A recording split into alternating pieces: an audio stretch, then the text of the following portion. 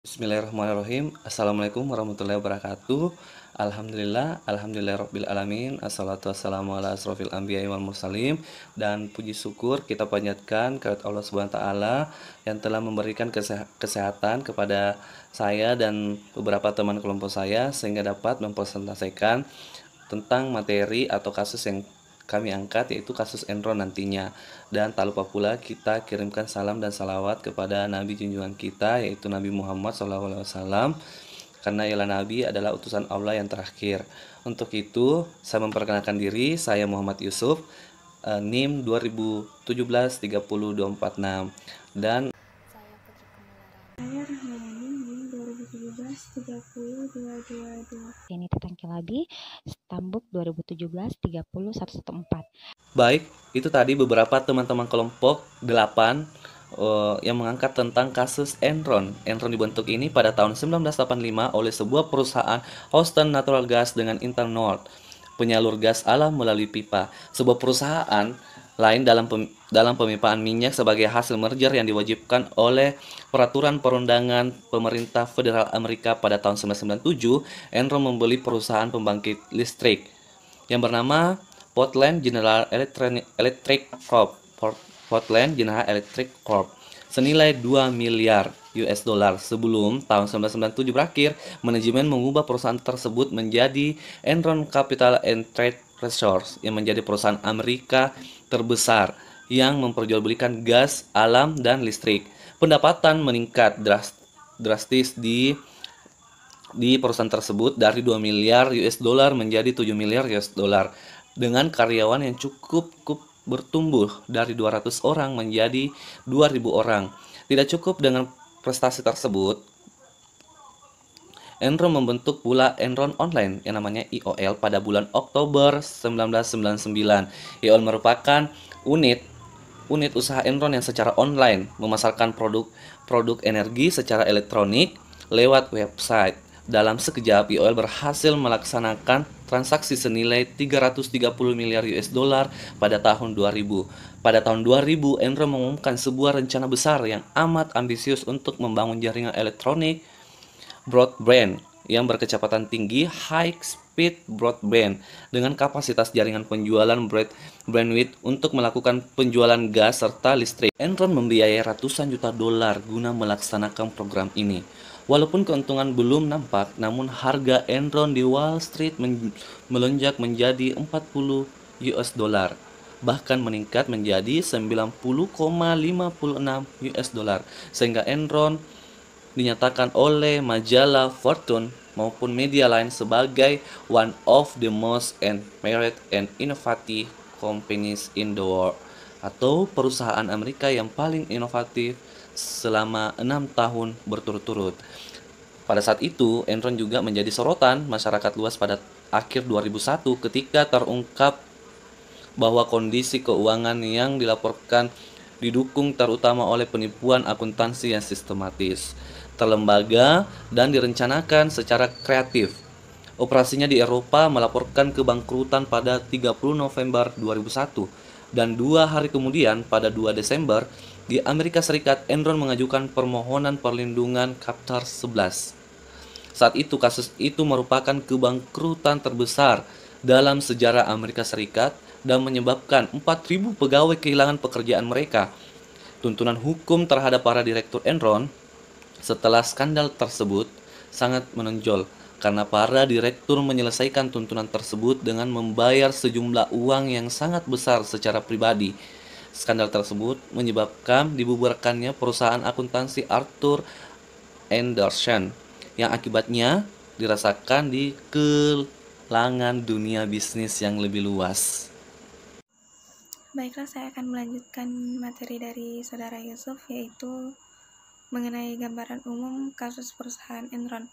Enron mengumumkan kebangkrutannya pada akhir tahun 2002. Kebangkrutan perusahaan tersebut menimbulkan kehebohan yang luar biasa. Bangkrutnya Enron dianggap bukan lagi semata-mata sebagai sebuah kegagalan bisnis, melainkan sebuah skandal yang multidimensional yang melibatkan politisi dan pemimpin terkemuka di Amerika Serikat.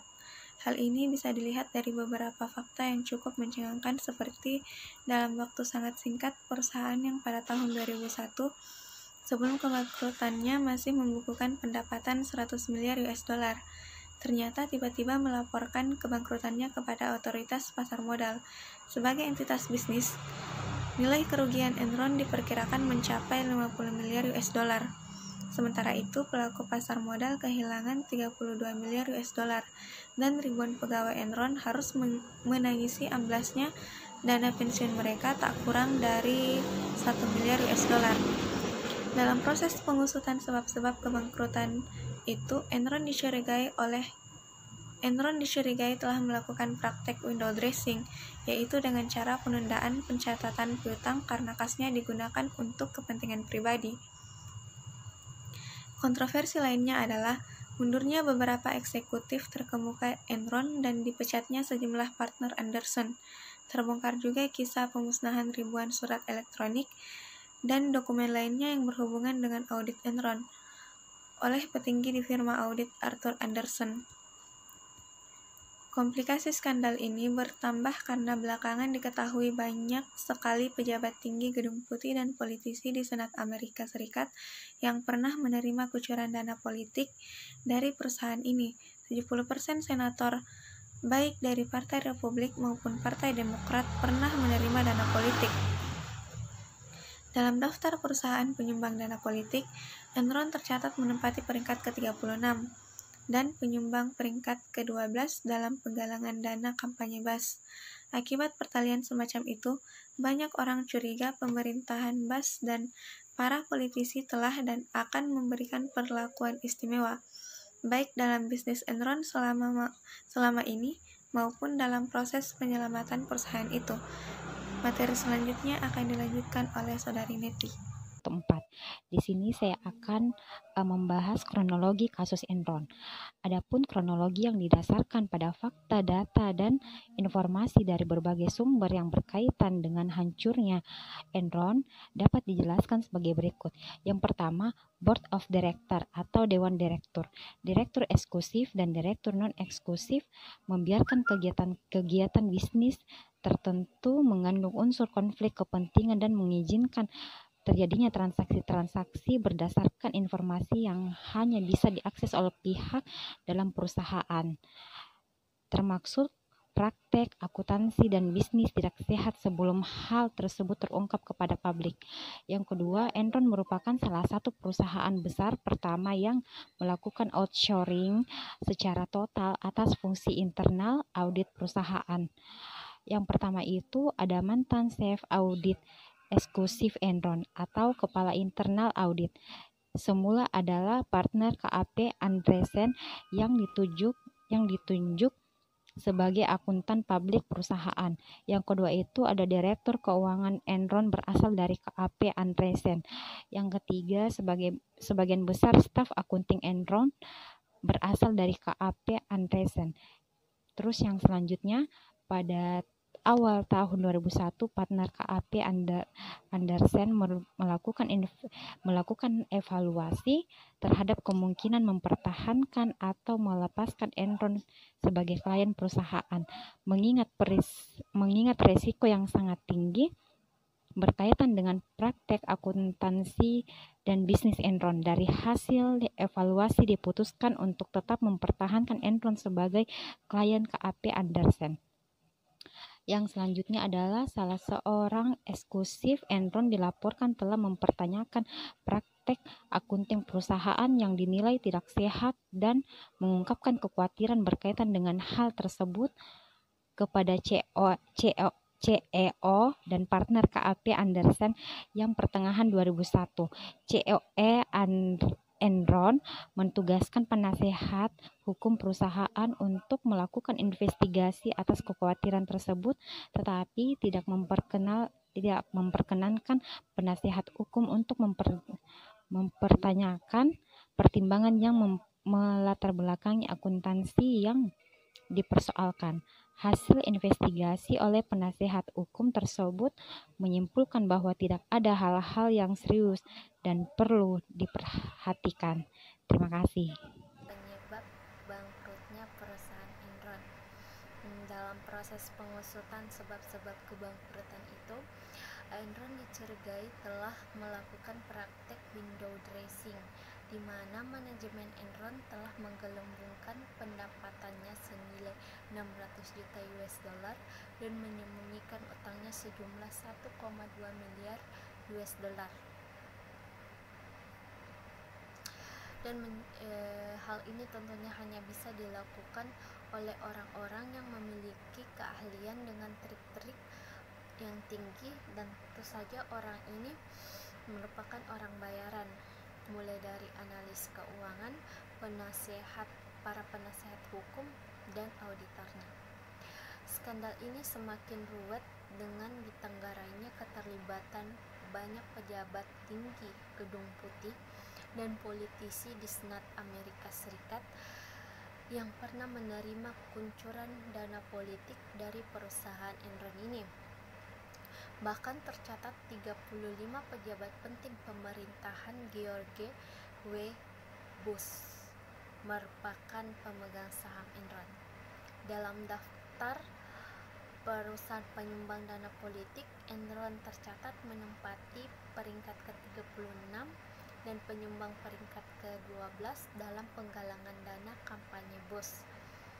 Akibat pertalian semacam itu, banyak orang curiga pemerintahan Bush dan para politisi telah dan akan memberikan perlakuan istimewa baik dalam bisnis Enron selama ini maupun dalam proses penyelamatan perusahaan Enron ini. Salah satu faktor yang menjadi sebab kehancuran Enron adalah permainan manajemen laba yang sangat merugikan bagi perusahaan tersebut.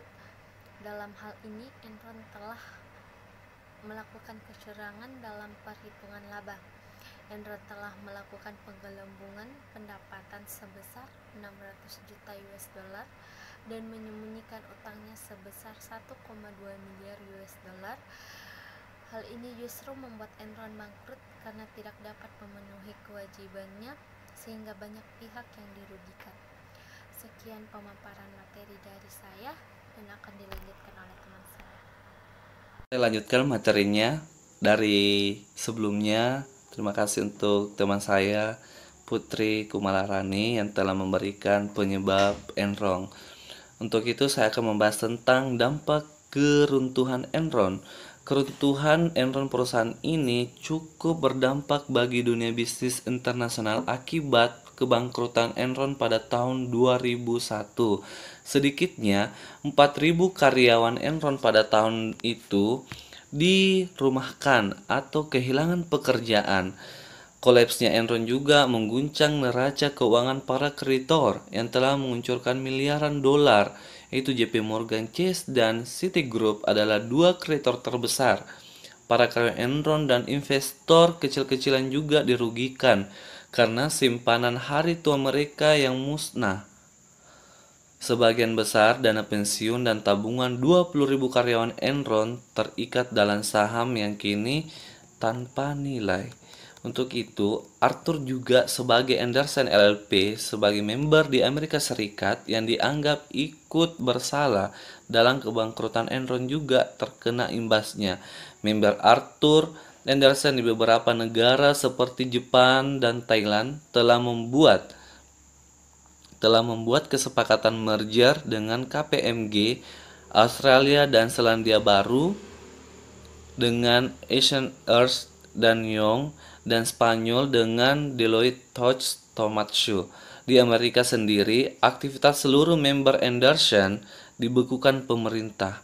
Akibatnya, menurut Asian Wall Street Journal, klien-klien Andersen LLP beralih ke berbagai auditor, antara lain Deloitte dan Touche 10%, KPMG 11%, PricewaterhouseCoopers 20%, dan Ernst & Young 28%, dan berpindah ke auditor-auditor kecil lainnya atau mengaku belum tahu berpindah kemana sebanyak 40% itu. Masih banyak lagi hal-hal yang dipengaruhi oleh keruntuhan Enron seperti munculnya trauma dalam bursa saham terhadap efek domino skandal Enron. Hal ini membuat para investor mengurangi aktivitasnya di bursa saham sehingga gairah bursa dunia menjadi lesu. Untuk itu, itulah tadi materi-materi yang kami paparkan di kelompok 8 tentang kasus Enron. Kami kembalikan kepada ibu kita, Ibu Aziza, dosen kita, dan kami kembalikan ke teman-teman jika ada tanggapan atau pertanyaan atau yang belum ada diketahui boleh bertanya. Untuk itu saya tutup diskusi online-nya kali ini dengan ucapan wassalamualaikum warahmatullahi wabarakatuh.